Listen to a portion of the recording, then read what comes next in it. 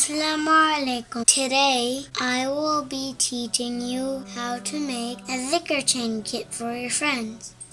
Okay, let's get started. Bismillah. First thing you need, a scissor, some string, a tiny baggie, a sticker to label your bag, 33 beads of any color, and instructions for your friend to learn how to make their Dhikr chain. Okay, let's get started. Let's cut the string. I'll be right back. I'm back, so I cut some string. It's about 18 inches long.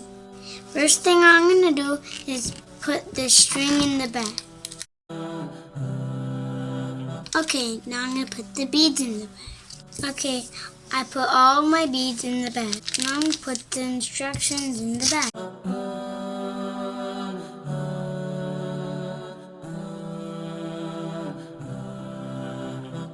Now I'm going to label my bag.